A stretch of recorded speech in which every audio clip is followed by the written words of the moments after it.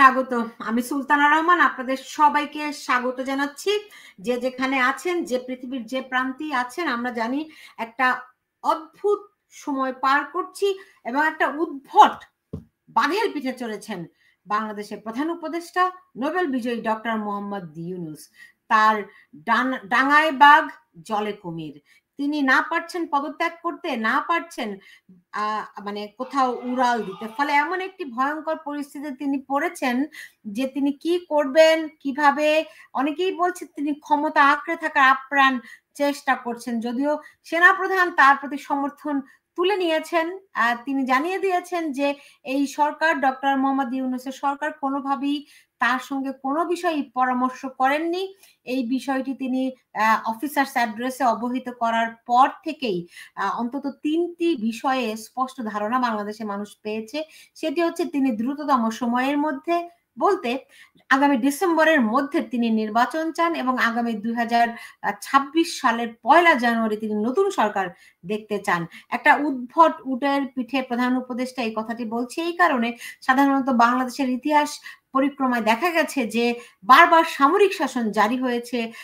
কুর্দি পরা লোকজন, সামরিক ব্যক্তিরা বাংলাদেশের ক্ষমতা কুক্ষিগত করার, দখল করার পায়তারা করেছে, আর সাধারণ মানুষ, রাজনীতিবিদরা নির্বাচন চেয়েছে, মানে সিভিল প্রশাসন নির্বাচন চেয়েছে এবং সামরিক বাহিনী কোনো না কোনো ভাবে যেন তেন প্রকারে ক্ষমতা কুক্ষিগত করতে চেয়েছে। এইবার আমরা দেখলাম একেবারেই ভিন্ন একটা অবয়ব।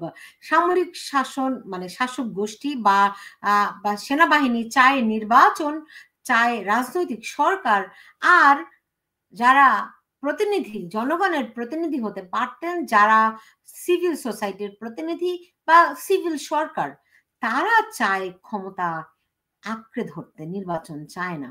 এক অদ্ভুত উদ্ভট উটের পিঠে স্বদেশ, এরকমটি আমরা জেনেছি। এবার দেখলাম উদ্ভট এক বাঘের পিঠে প্রধান উপদেষ্টা।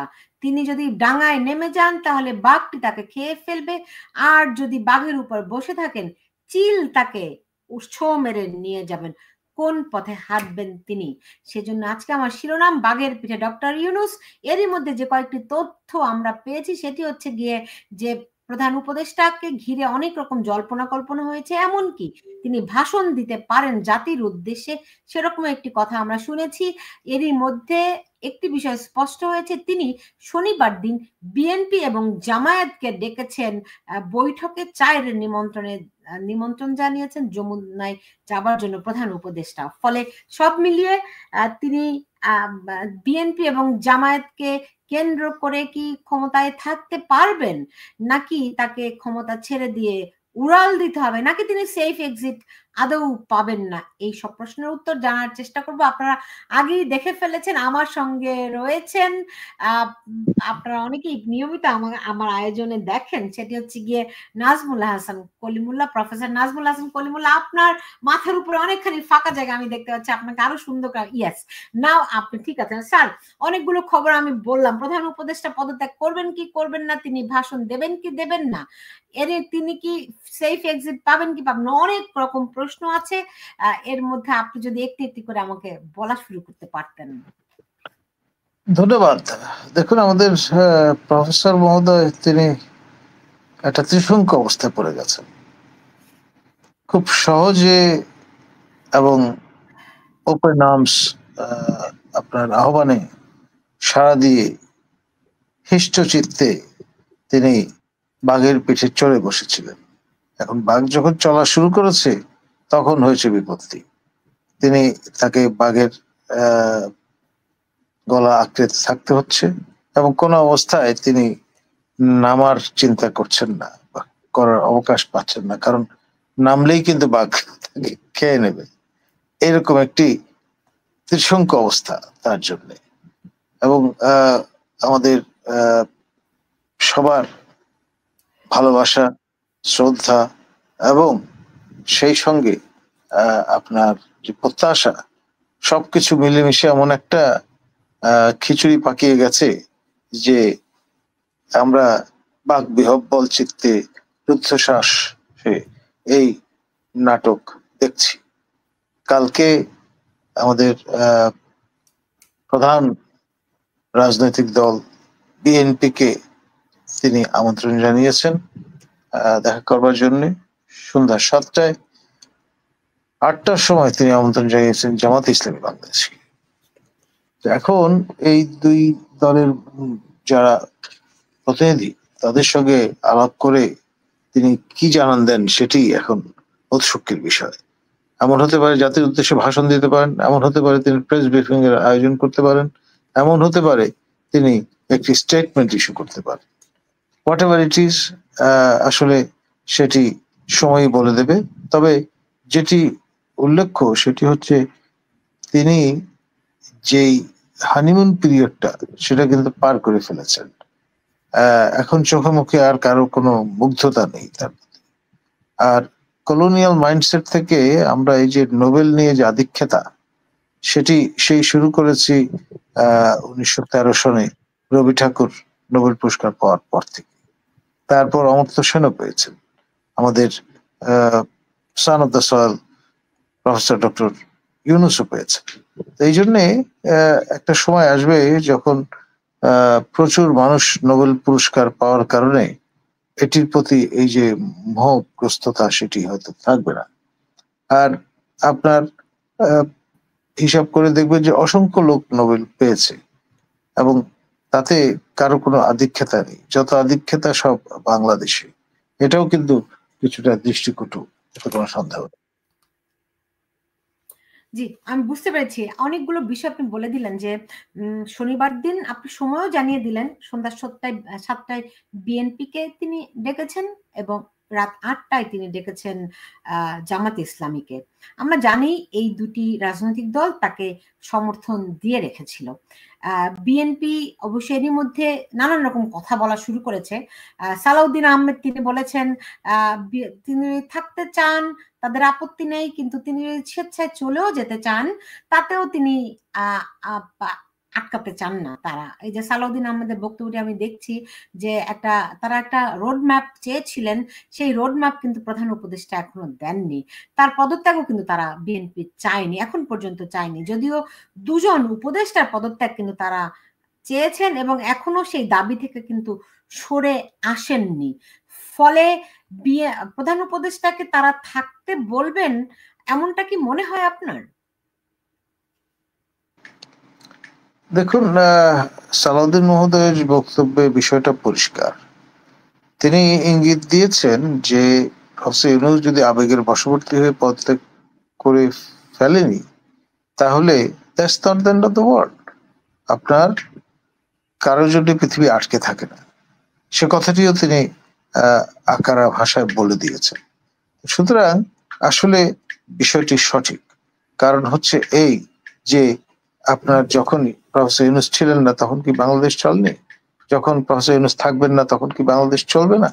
সুতরাং পৃথিবীর কেউই অপরিহার্য নন, একটি রাষ্ট্রের জন্য, একটি সমাজের জন্য, একটি পলিটির জন্য।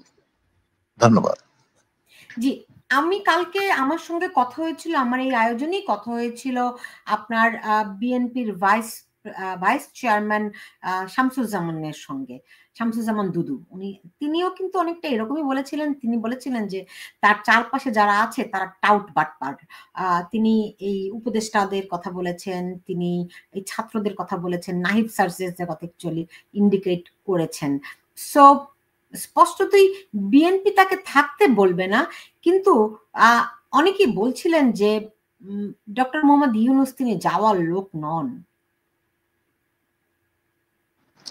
দেখুন, এই যে অমল ধবল চাকরিটি বা যে হট চেয়ারটি, এটির একটা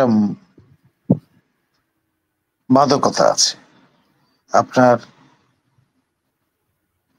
এবং এই যে অভ্যস্ত হয়ে ওঠা সেটি তাদের পেয়ে বসেছে। তো ফলে তারা এখন নানান রকমের যুক্তি, নানান রকমের বিষয় কুকআপ করার চেষ্টা করছে যাতে ডিল র্যালি করে সময়টা পার করে দেওয়া যায়। আর আপনার খেয়াল করেন কোথাও কোথাও অ্যাক্টিভিজম যা দেখতে পাচ্ছি আমরা, তাকে তাদের ইমপ্রেস সাপোর্ট করার জন্য লাল গালিচা সম্বর্ধনার ব্যবস্থা করা থাকছে, এবং এসব কারণে তারা প্রোটোকলে অভ্যস্ত হয়ে উঠছে, এবং অভ্যস্ততা তাদের এক ধরনের উচ্চাকাঙ্ক্ষার দিকে নিয়ে যাচ্ছে, এবং এর ফলে তারা একটা মৌরুষি পাট্টা পেয়ে গেছেন, এরকম একটা ভাবের মধ্যে আছেন। ধন্যবাদ। জি, এখানে একজন মন্তব্য করেছেন যে বন্দর করিডোর সেন্ট মার্টিন বিদেশিদের কাছে বিক্রি করতে পারলেই দেশ বিক্রেতা ইউনূস ক্ষমতায় থাকবেন, নয়তো পালাবে। আপনার মন্তব্য জানতে চাই। দেখুন, আপনার মার্কিন যুক্তরাষ্ট্র তথা ওয়েস্টার্ন ওয়ার্ল্ড এর ডার্লিং হচ্ছেন প্রফেসর ইউনূস। তার পেছনে প্রচুর রিসোর্স তারা খরচ করেছেন। এখন তিনি যদি আলটিমেটলি ডেলিভার না করতে পারেন, তাদের জাতীয় স্বার্থ প্রোটেক্ট করতে ব্যর্থ হন, তাহলে এই যে আপনার হানিমুন পিরিয়ড যেটাকে আমি বলছি, আপনার এই যে এক ধরনের মোহগ্রস্ততা, সেটি উবে যাবে এবং আপনার তাকে বিদায় নিতেই হবে। জি, আরেকজন মন্তব্য করেছেন যদি আমেরিকা করিডোর বা বন্দর না পায়, তাহলে কি ইউনূসকে আমেরিকা সমর্থন দেবে? Highly unlikely.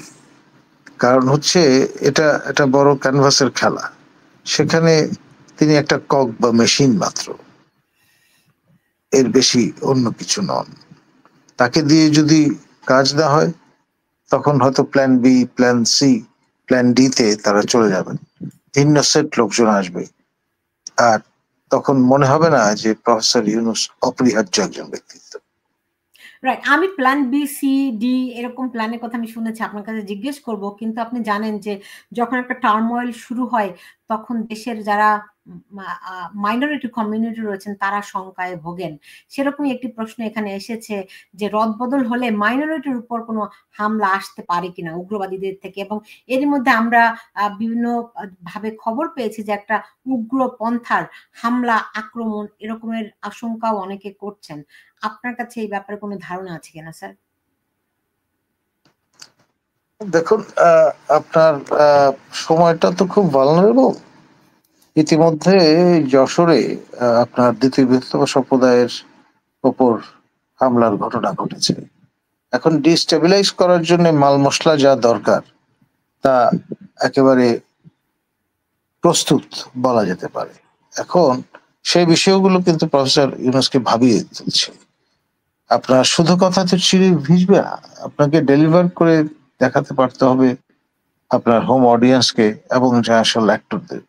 এবং সব জায়গায় আপনি যদি রিট্রিট করতে থাকেন, তাহলে আর এই চেয়ার আঁকড়ে বসে থেকে কি করবেন? এই প্রশ্নটি এখন উঠে আসছে। জি, আমরা দেখেছি এরই মধ্যে মার্চ ফর যমুনা, হ্যাঁ, এই নামে শিরোনামে জামাত, শিবির এবং জঙ্গি সমন্বয়ক গোষ্ঠীর একটি তৎপরতা রয়েছে, এবং আগামীকাল হয়তো তারা যমুনার উদ্দেশ্যে মার্চ করবে। আপনার কি মনে হয় এগুলো করে তারা রক্ষা করতে পারবে, নাকি তারা সেনাবাহিনীকে চ্যালেঞ্জ করছে? দেখুন, পিপিলিকার পাখা গজায় মরিবার তরে, এই রকম একটি কথা আমাদের ভাষায় আছে। আরেকটি হলো স্ফুলিঙ্গ অনুসারী পতঙ্গ প্রাণ। আমরা ভালো করে জানি most discipline force in the country হচ্ছে আর্ম ফোর্সেস। তাদের সঙ্গে পাঙ্গা দেওয়ার চেষ্টা করাটা কতটা বিজ্ঞ জনচিত কাজ হবে, সেটা ভেবে দেখবার বিষয়।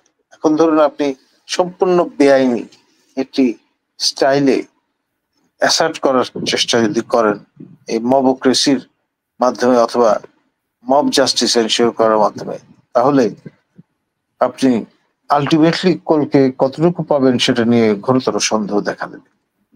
এখন এই যে এখানে একজন আমার সব প্রশ্ন দর্শকরা করে ফেলছে, হ্যাঁ, একজন মন্তব্য করেছে যে ডক্টর ইউনূস চাচ্ছেন মব সৃষ্টি করতে, কিন্তু আমরা জানি সেনাবাহিনী বলে দিয়েছে আর কোনো মব বরদাস্ত করা হবে না। তারা কি মব সৃষ্টি করতে পারবে এগুলো দিয়ে? তারা একটা নাটকীয় পরিবেশ সৃষ্টি করতে হয়তো চাইছে। তারা হয়তো চাইছে যে দেখাতে যে ডক্টর ইউনূসের যমুনায় গিয়ে সবাই একদম কেঁদে কেটে একাকার অবস্থা। আপনি জানেন যে আজকেই আমরা দেখেছি যে ডেইলি স্টারের সম্পাদক, হ্যাঁ, তিনি একটি আর্টিকেল লিখেছেন যে please don't go doctor Yunus, right? আপনি আপনি নিশ্চয়ই সেটি দেখেছেন, আমিও দেখেছি।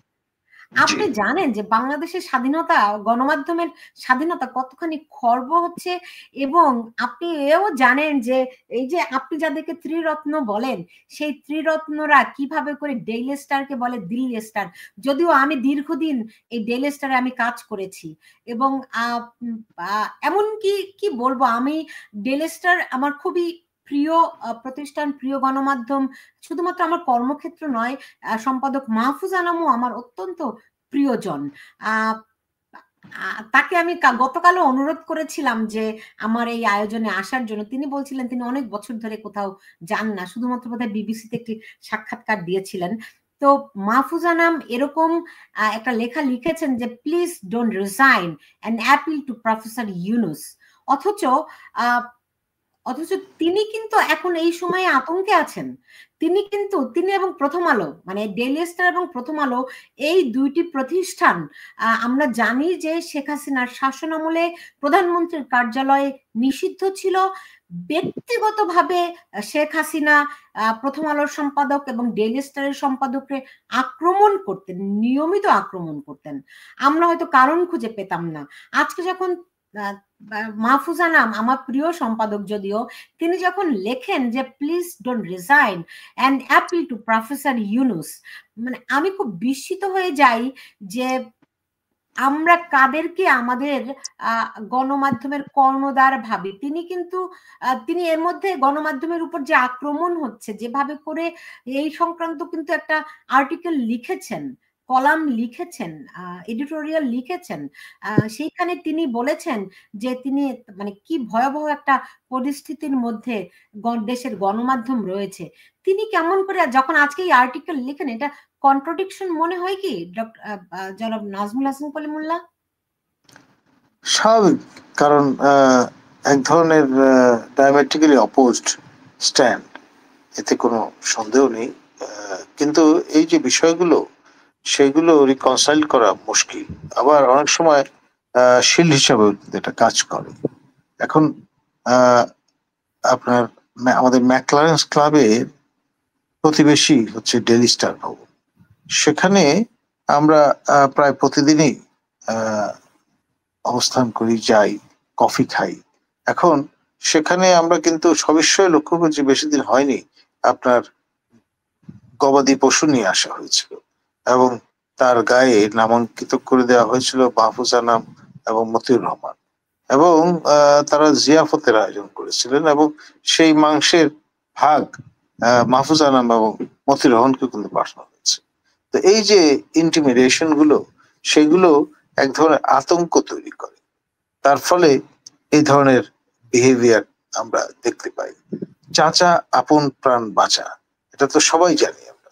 সুতরাং আপনার প্রকৃত অর্থে যে জিয়াফত খাওয়ার ঘটনাটি, সেটি ছিল কাইন্ড অফ শার্প রিমাইন্ডার, এবং সেই পর্ব অতিক্রান্ত হয়েছে। এখন আরো ভয়ঙ্কর কিছু যদি ঘটে যায়, তাহলে অবাক হওয়ার কিছু থাকবে না। জি, আমি একটু বলতে চাই, দেখুন নাজমুল হাসান কলিমুল্লাহ, আপনার সঙ্গে আমি আপনার স্টুডেন্ট ছিলাম, সাংবাদিকতা সূত্রে আপনি আবার আমার সহকর্মী, অনেক দিনের আমাদের পরিচয়। আমি সাংবাদিকতা করি প্রায় 3 দশক। আমার ডেইলি স্টার আমার একদমই প্রথম জীবনের কর্মক্ষেত্র।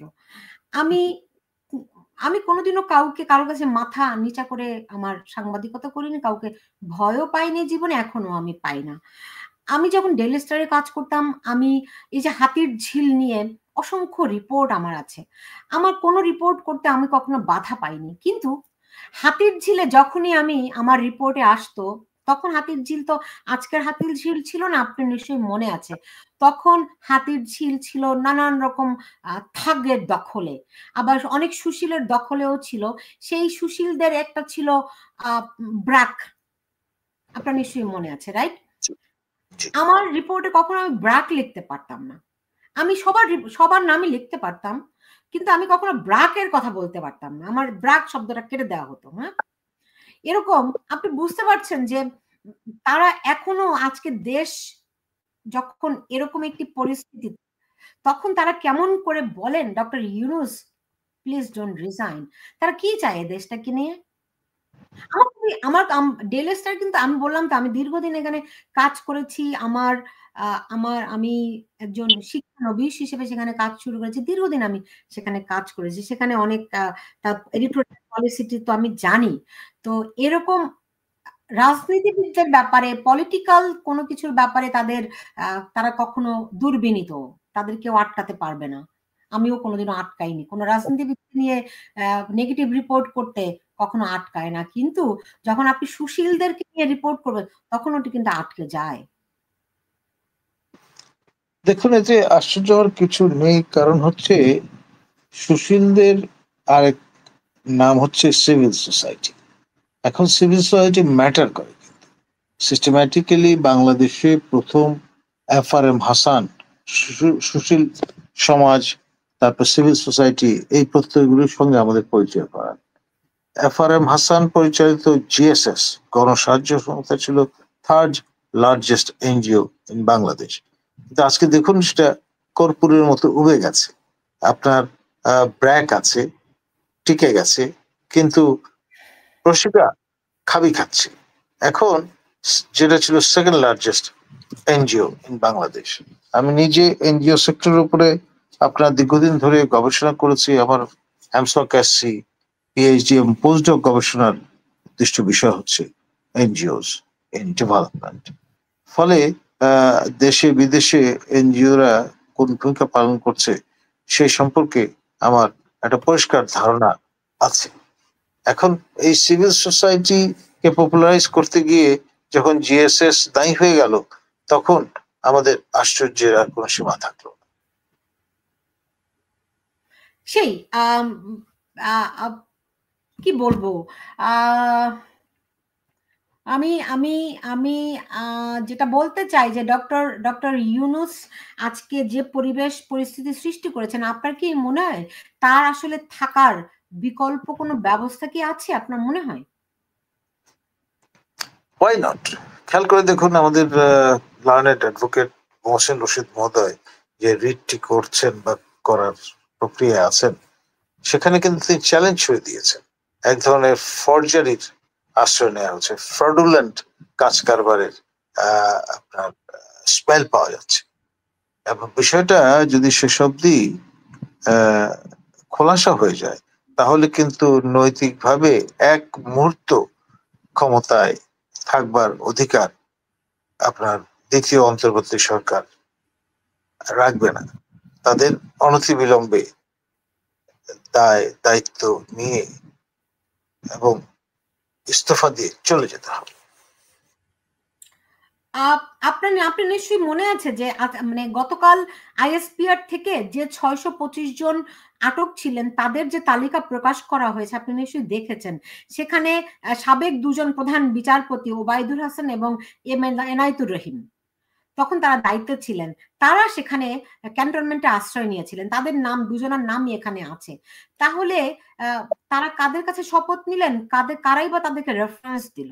তারা যদি সেখানে থাকেন, আশ্রয় নেন, তাহলে এই এই সরকারকে, এই অন্তর্বর্তীকালীন সরকারকে কারা রেফারেন্স দিল? দেখুন, মোহসিন রশিদ মহোদয় শুধু নন, আরো যে সোশ্যাল মিডিয়ামে কথাগুলো ঘুরপাক খাচ্ছে, সেটি হচ্ছে রীতিমতো ক্রিমিনাল অফেন্স সংগঠিত হয়েছে। আপনার সই স্বাক্ষর জাল করবার ঘটনা ঘটেছে, এবং এটি কোনোভাবেই আপনার নৈতিক অবস্থান আর অবশিষ্ট রাখেনি। এবং এটি যদি লার্নেড অ্যাডভোকেট মোহসিন রশিদ আপনার পঠোদ্ধার করতে পারেন, পরিস্থিতি একটি যৌক্তিক সমাধান খুঁজে বের করতে পারেন, তাহলে কিন্তু পুরো ফাসাদটি ভেঙে পড়বে। যদি ধরা পড়ে, মানে একটা কথা আছে বাংলায়, চুরি বিদ্যা বড় বিদ্যা যদি ধরা না পড়ো। এখন যদি ধরা পড়ে যায়, তখন কিন্তু মুকলে কুবার আর কোন জায়গা খুঁজে পাওয়া যাবে না। ধরা পড়বে কিভাবে? তারা তো আগেই সবাইকে ওই পদগুলো থেকে পদত্যাগ করিয়েছে, দিয়েছেন, কিন্তু ওই যে আপনার ISPR এর যে ক্লুটা পাওয়া যাচ্ছে, মাননীয় সাবেক প্রধান বিচারপতি এবং মাননীয় বিচারপতি দুইজন তো ক্যান্টনমেন্টে আশ্রয় ছিলেন, প্রাণ ভয়ে সেখানে অবস্থান করছিলেন, তারা কিভাবে স্বাক্ষর করলেন? তাদের স্বাক্ষর তো দেখিয়ে দেয়া আছে। রাইট, তাদের স্বাক্ষর জাল হয়েছে কিনা দেখুন। 6 মাস হয় আগে জাল হয়েছে অথবা বেমালুম ক্রিমিনালিটির আশ্রয় নেওয়া হয়েছে। রাইট, এরকম একটা রিট কিন্তু হচ্ছে। আমি যখন ওই রিটকারী আইনজীবী, আপনি যে মহসিনের কথা বলছিলেন, অ্যাডভোকেট মহসিন, ওনার বক্তব্য একটু শুনে আসি। খুব স্পষ্টতই উনি রেফারেন্স, যে রেফারেন্সে কে দেখিয়ে ওথ নিয়েছে সরকার, এইটা আমি চাই, আমাকে আপনি দেবেন। এবং এই নোটিশটা দিয়েছিলাম তৎকালীন চিফ জাস্টিস যিনি ছিলেন উনাকেও। এখন আমরা যেটা, আমি একটু শুরু থেকে জিনিসটা আবার প্লে করি। হ্যাঁ, ওটা ভালো হবে। জি, হাজির হয়েছিলাম এবং বলেছিলাম যে আমি একটি নোটিশ দিয়েছি। এই নোটিশে আমি সরকারকে এবং রেজিস্ট্রারকে বলেছি যে 106 রেফারেন্স, যে রেফারেন্সে কে দেখিয়ে ওথ নিয়েছে সরকার, এইটা আমি চাই, আমাকে আপনি দেবেন। এবং এই নোটিশটা দিয়েছিলাম তৎকালীন চিফ জাস্টিস যিনি ছিলেন উনাকেও। এখন আমরা যেটা করেছি, আমরা কোনো রিপ্লাই পাই নাই, চিফ অ্যাডভাইজারের কাছেও পাই নাই, আমাদের আসিফ সাহেবের কাছে পাই নাই, রেজিস্ট্রার জেনারেল কিছু বলে নাই, এবং প্রাক্তন চিফ জাস্টিস উনিও কিছু উত্তর দেন নাই, বলেন নাই। কাজে আমাদেরকে এই রিট পিটিশন ফাইল করতে হয়েছে।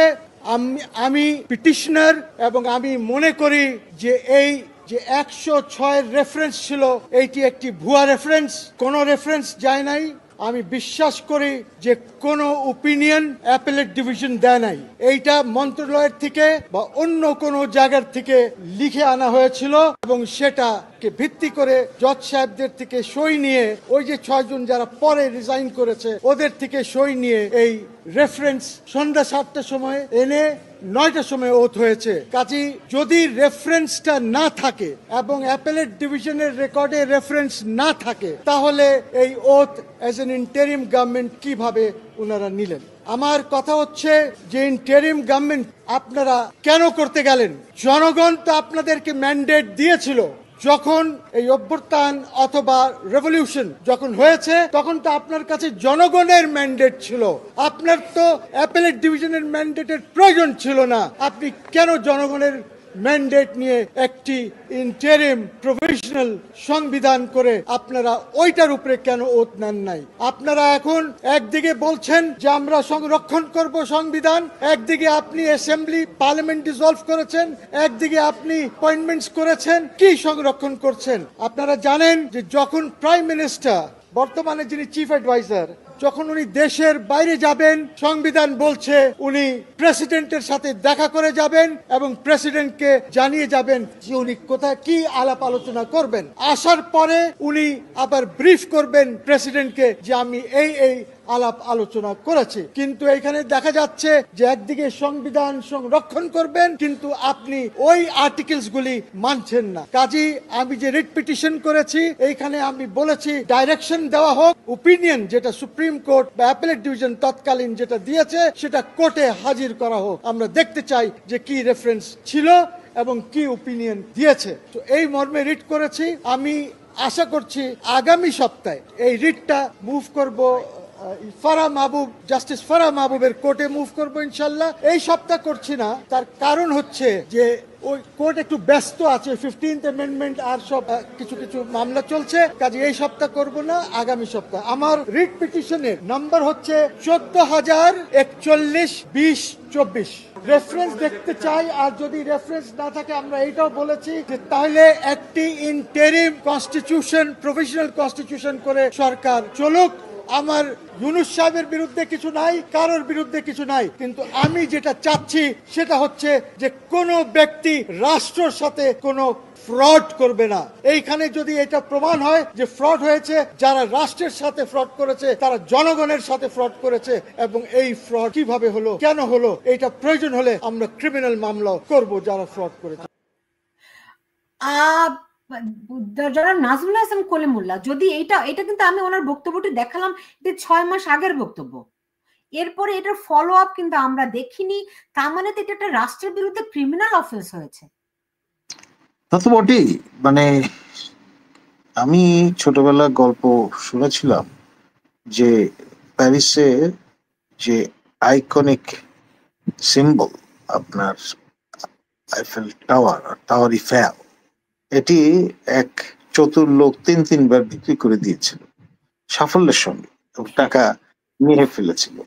তো এই ধরনের বাজিকর সর্বযুগে সর্বকালে স্যার ছিল। স্যার, আপনি আইফেল টাওয়ার কেন যাচ্ছেন?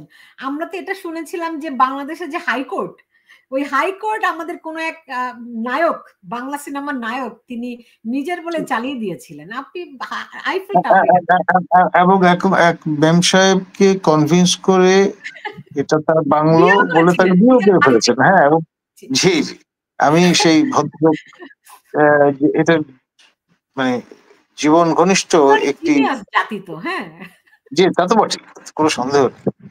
এবং এটি ধাপ্পাবাজির সঙ্গে তুলনীয়, কিন্তু এটি ঘটেছে বাস্তবে, আমরা জানি বিষয়টি। তো সেই জন্য আমাদের চেনা জানার মধ্যেই, সে কারণে আমরা এখন আর এইসব বিষয় নিয়ে আহ যেটাকে বলি ভাবিত হই না এবং কুপিতও হই না। এখন যে সমস্ত তামাশা চলছে আমাদের আহ, বাংলাদেশের জাতীয় দৃশ্যপটে, তা অভাবিতপূর্ব আপনি বলেছেন, কিন্তু বিষয়টা হচ্ছে এটাও কিন্তু গা সওয়া হয়ে গেছে। ফলে আমরা এখন নতুন চমকের অপেক্ষায় আছি। এখন এখন ধরেন সেনাবাহিনীর সঙ্গে লড়াই করে তিনি কি টিকতে পারবেন বলে আপনার মনে হয়? দেখুন, এটা তো আপনার জোর যার মুল্লুক তার, মাইট ইজ রাইট, এমনটি ভাবতেন মার্গারেট থ্যাচার। যে কারণে তার আমলে সংসদীয় বিরোধী দলের নেতা নেইল কিনক বলতেন, হার right honourable lady, your might is not right. আমি নিজে সেটি প্রত্যক্ষ করেছিলাম। তো সেই জন্যে আপনার গায়ের জোরে অনেক কিছু করা যায়, কিন্তু সেসব দিক সেটা ধোপে টেকানো মুশকিল হয়ে যায়। ওকে, এখন এখন আমাকে যদি বলেন যে আপনি, আপনার কাছ থেকে এর আগে আমার শোয়ে আপনার কাছ থেকে একটি কথা 3বার নিয়েছিলাম, আপনি বলছিলেন হি মাস্ট গো, রাইট? এবং ওটা আপনি 3বার বলেছিলেন, স্লোলি বাট স্টিডি। আমি আমি আমি আবারও বলবো যে প্রতুল যে কালজয়ী বাক্যটি রচনা করে গেছেন, জন্মিলে মরিতে হবে, কথা জানে তো সবাই। এখন এটা যদি প্রফেসর সাহেব ভুলে যান, তাহলে এর চেয়ে দুঃখের বিষয় আর কি হতে পারে। কারণ তিনি একটি নির্দিষ্ট দিবসে 8 তারিখে রাতের বেলা শপথ গ্রহণ করে এই অমল ধবল কাজটি শুরু করেছেন, কিন্তু একটা সময় তো এই জায়গাটা তাকে ছেড়ে দিতে হবে। মানুষ নশ্বর, এবং যার শুরু আছে তার শেষও আছে, অনন্তকাল এটি চলতে পারে না। জি, এটা তো আপনি মৃত্যুর কথা বললেন, কিন্তু বেঁচে থাকতেও তো মানুষ ক্ষমতাচ্যুত হতে না, পারে। আমি এটা মানে মৃত্যু মানে একটা উদাহরণ দিলাম যে আপনি প্রধান উপদেষ্টার পদ অলঙ্কিত করছেন, কিন্তু এটি চিরস্থায়ী নয়, সে অর্থে বললাম। বুঝতে পেরেছি। আমি স্যার এমনটা শুনতে পাচ্ছি যে শেখ হাসিনা তো ভাষণ দেওয়ার সময় পাননি, তার হাতে সময় ছিল, যথেষ্টই সময় কিন্তু ছিল। ধরেন 16 জুলাই থেকে যদি আমরা একদম পিকে ধরি, 16 জুলাই থেকে 5 আগস্ট, এনাফ টাইম, 3 সপ্তাহ হাতে ছিল তার। তো কিন্তু শেষ মুহূর্তে গিয়ে যখন তিনি বুঝতে পারলেন, তখন কিন্তু তার আর ভাষণ দেওয়ার সময় ছিল না। আজকে ডক্টর ইউনূসের ভাষণ দেওয়ার কথা ছিল, আমি শুনেছিলাম বিটিভির রেকর্ডিংও প্রায় রেডি ছিল। তো কোন প্রেক্ষাপটে তিনি সেটি ক্যান্সেল করলেন? দেখুন, আপনার মানুষ ভাবে এক, হয় আরেক। প্রফেসর ইউনূসের ক্ষেত্রে এখন যত রকমের চাপ, এই চতুর্মুখী চাপে তিনি কিন্তু দিশেহারা। সে কারণে আপনি অভিমান করবার, আবেগতাড়িত হবার স্পেসও হয়তো পাচ্ছেন না। কি বলতে যাচ্ছেন আপনি? আমাদের বিএনপি নেতা সালাউদ্দিন মহোদয় যে কথাটি ইঙ্গিত করেছেন, আবেগতাড়িত হয়ে তিনি যদি ইস্তফা দিয়ে বসেন, তাহলে that is not the end of the world. আপনার পৃথিবী তার নিজস্ব নিয়মে চলবে এবং কোনো শূন্যস্থানই শূন্য থাকবে না, তা পরিপূরণের ব্যবস্থা হয়ে যাবে। জি, না প্রকৃতির নিয়মিত শূন্যস্থান কখনোই থাকে না, এটাই প্রকৃতির নিয়ম। এখন এরকমটা আমি শুনতে পাচ্ছি যে তিনি আজকে যে ভাষণটা দিলেন না, হয়তো এরকম সময় তার ঘনিয়ে আসবে তিনি আর ভাষণ দেওয়ার সুযোগ পাবেন না।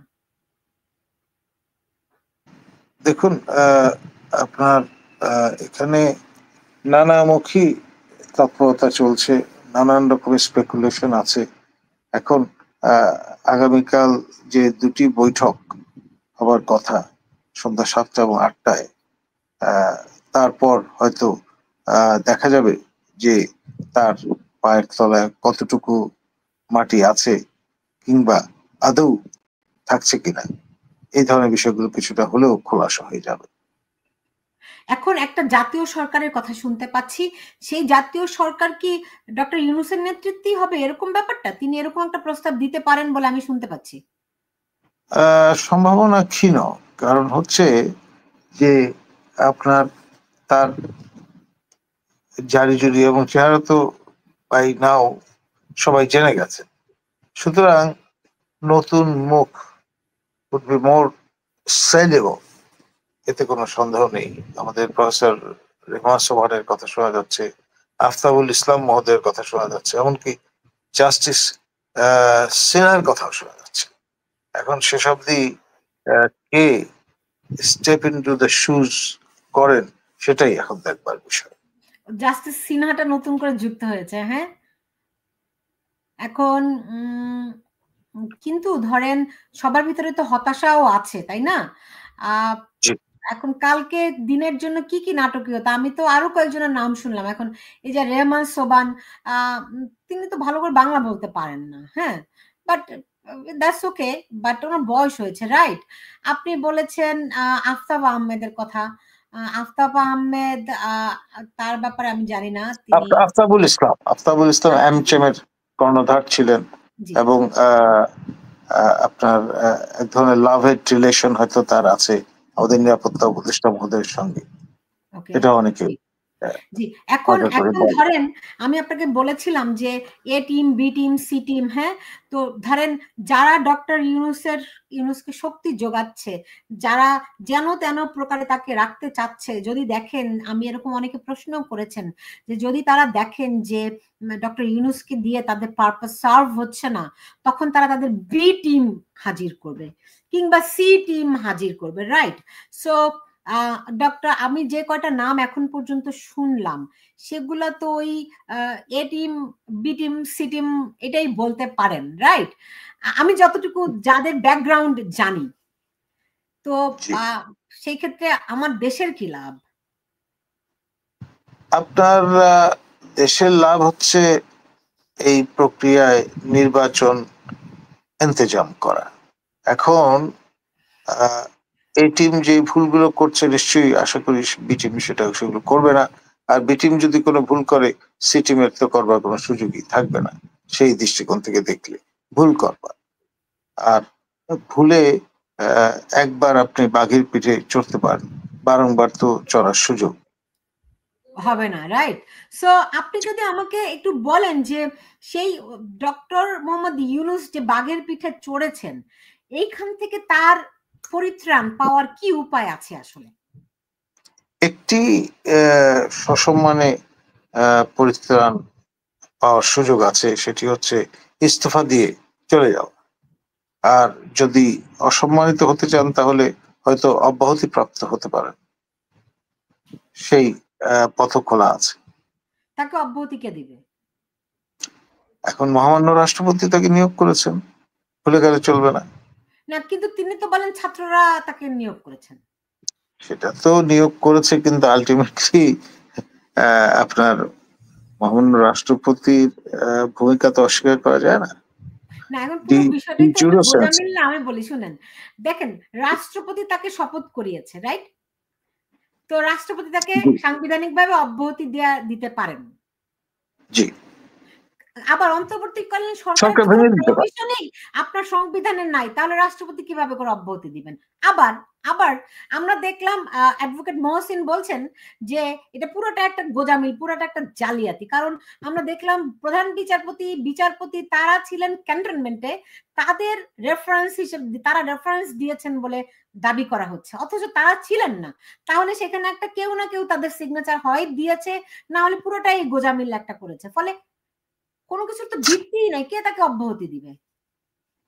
এখন ধরুন মানে একটি মিথ্যা দিয়ে আরেকটি মিথ্যাকে আপনি ঢাকার যদি চেষ্টা করেন, তাহলে এটি ক্রমাগত ঘটতেই থাকবে এবং মিথ্যার এই পঙ্কিল আবর্তে আপনি যদি নিমজ্জিত হয়ে যান, তাহলেও আপনার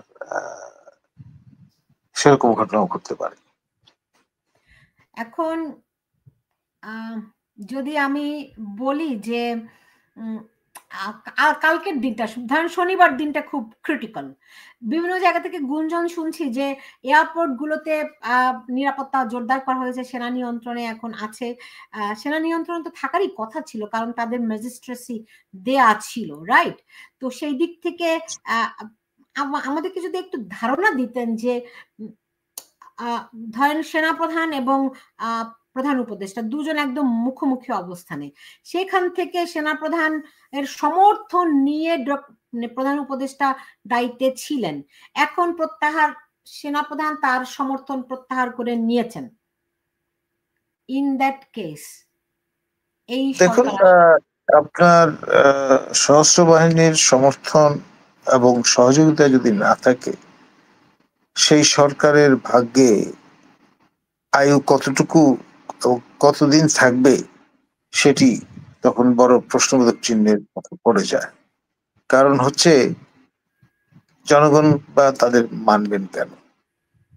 তখন মনে হবে তারা উড়ে এসে জুড়ে বসেছেন। কারণ সশস্ত্র বাহিনী যদি হুকুম তামিল করতে অস্বীকৃতি জানায়, তাহলে এটা রীতিমতো ডিফারেন্স, এবং সেই ডিফারেন্স দেখাবার ক্ষেত্র যদি তার নিজেরাই তৈরি করে দেন, তখন তার কিছু বলবার থাকে না। বুঝতে পেরেছি। তো এখন তার তো এখন উভয় সংকট, ওই যে মানে ডাঙায় নামলে তাকে কুমির খাবে, আর পানিতে নামলে কুমির খাবে, আর ডাঙায় থাকলে বাঘে খাবে। তো তার আপনি মানে আমি তো তার কোনো ইয়ে দেখছি না, মানে গন্তব্য দেখতে পাচ্ছি না। দেখুন, একটা ক্যাচ-20 অবস্থায় হয়তো পড়ে গেছেন তিনি, এবং সেই জন্যই তিনি কিন্তু একটা অভিমানত হচ্ছেন। এবং মানুষ যখন সার্টেন এজ অতিক্রম করে, তখন অনেক বেশি অভিমানী হয়ে দাঁড়ায়। তার এখন ক্ষেত্রেও বোধহয় আমি বিষয়টি এখন শেষ করবো, আমি তেমন। আপনাকে শেষ প্রশ্নটি করছি। সেটি হচ্ছে যে ধরেন এনসিপি এরা না হয় মানে পোলাপানের দল আর কি, হ্যাঁ, কিন্তু আপনি ধরেন বিএনপি এবং জামাত, এরা তো রাজনৈতিক দল, তারা তো বোঝে সেনাবাহিনীর বিপক্ষে গিয়ে টিকে থাকা কঠিন। দেখুন, আমার জানা মতে একমাত্র এবি পার্টির সেক্রেটারি জেনারেল ব্যারিস্টার ফুয়াদ ছাড়া আর কেউ কিন্তু সশস্ত্র বাহিনীর বিরুদ্ধে আপনার প্রকাশ্যে চ্যালেঞ্জ ছুড়ে দিয়েছেন এমন কোন নজির আমার মনে পড়ে না। বুঝতে পেরেছি, বুঝতে পেরেছি। যাই দেখা যাক কোথায় গিয়ে দাঁড়ায় শেষ পর্যন্ত। তবে অনেক নাটকীয়তা রয়েছে সামনে, এবং ডক্টর মোহাম্মদ ইউনূস থাকবেন কি থাকবেন না। এদিকে এদিকে শেষ প্রশ্ন করতে চেয়েছিলাম, ভেবেছি না, একটা প্রশ্ন মনে পড়ে গেল, সেটি হচ্ছে দুজন উপদেষ্টার পদত্যাগ তো বিএনপিও চেয়েছে, মানে মাহফুজ আলম এবং সজীব আসিফ সজীব ভুইয়া, সজীব ভুইয়া, আসিফ ভুইয়া। তো এই দুজনের ক্ষেত্রে ডক্টর মোহাম্মদ ইউনূসকে তো তাহলে সিদ্ধান্ত নিতে হবে যদি তিনি থাকেনও। অবশ্যই এমন হতে পারে, পুরো খোল নিচে বদলে ফেলতে হতে পারে, তাতে অবাক হওয়ার কিছু থাকবে না। কিন্তু যাই করুন না কেন, ইভেন্চুয়ালি আপনাকে যেতেই হবে। বুঝতে পেরেছি। জনাব নাজমুল হাসান কলিমুল্লাহ, আপনাকে অনেক ধন্যবাদ। তবে আপনাকে যেতেই হবে না, আপাতত আজকে যাচ্ছেন, কিন্তু পরে আবারও আপনার সঙ্গে দেখা হবে। অনেক ধন্যবাদ জানাচ্ছি আপনাকে আমার সঙ্গে যুক্ত হওয়ার জন্য। ধন্যবাদ আপনাকে। দর্শক, এই ছিল আমাদের আজকের আয়োজন। আপনারা বুঝতেই পারলেন যে আজকের আলোচনা থেকে যেটি বুঝতে পারলাম আমরা, তাকে আসলে ডক্টর মোহাম্মদ ইউনূসের যতগুলি সোর্স, শুধুমাত্র নাজমুল হাসান কলিমুল্লাহ নয়, আমারও যতগুলি সোর্স আছে সেখান থেকে যতটুকু খবর আমি পেয়েছি, তা হি ইজ ডান, তাকে যেতে হবে।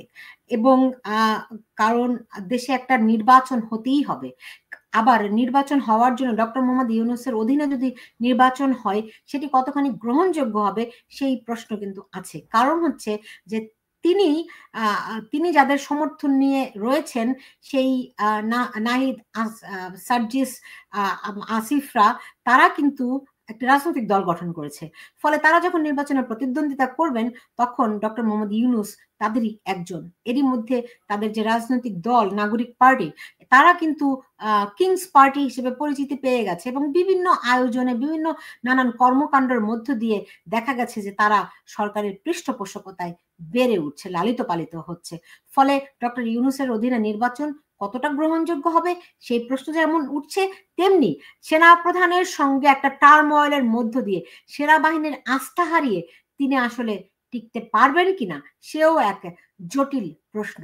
তবে ইতিহাস বলে এরকম পরিস্থিতিতে টিকে থাকা যায়। যেমনটি শেখ হাসিনা জেনেছেন যে তিনি টিকতে পারেননি এবং এমন ভাবে তাকে চলে যেতে হয়েছে, তিনি একটি ভাষণ পর্যন্ত দিতে পারেননি, সব প্রস্তুতি, সব আয়োজন চূড়ান্ত করেও দিতে পারেননি। ডক্টর মোহাম্মদ ইউনূস কি সেই সুযোগ, সময় পাবেন? আপনাদের সবাইকে ধন্যবাদ জানাচ্ছি।